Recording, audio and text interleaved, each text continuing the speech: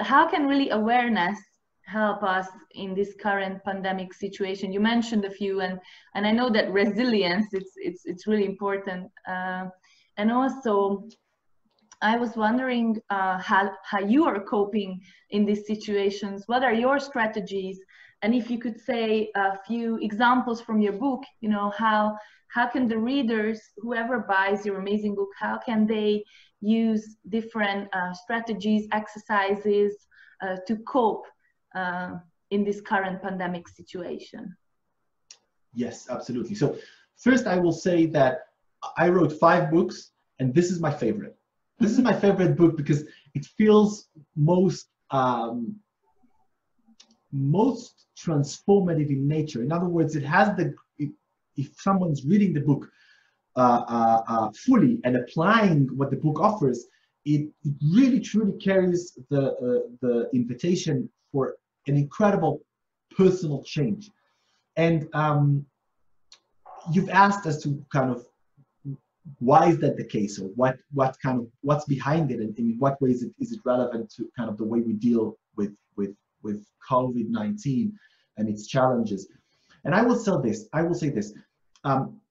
One of the main messages in the book, Awareness is Freedom, is that we are all stuck in patterns. We're stuck in psychological patterns. Many of those patterns were created during times of crisis. So something difficult was going on, and in order to survive that difficulty, I've learned to respond or react in a certain way. And it became a habit, it became a pattern. Most of those patterns become irrelevant later on in time. So they were relevant for that particular period of time, but they become irrelevant and even unhealthy later on. So what I invite people to do through the book is to go through a process. And I want to be very clear and honest, this is not an easy process, right? I mean, it's not an easy process because the heart of that process is going back to meeting ourselves, meeting those patterns, and slowly, gradually, by acknowledging them and working with them, letting go of those patterns. And I'm saying that this is not an easy process because meeting those patterns and meeting ourselves as part of those patterns is frequently painful.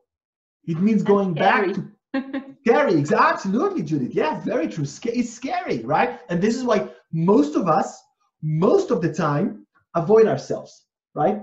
I don't want to see this. I don't want to feel this. Avoid. It's easier. Ignorance is a bliss, but ignorance also keeps us stuck in our patterns. So what the book invites us to do is to turn ignorance into self-awareness. And that's why the book is called Awareness is Freedom. Because if we make that change from ignorance, and when I say ignorance, it's not an ignorance of knowledge, it's not an intellectual ignorance, it's an ignorance of ourselves, it's an ignorance of what's happening to me within myself, within my thought patterns, within my emotional patterns, within my behavioral patterns, ignorance of that.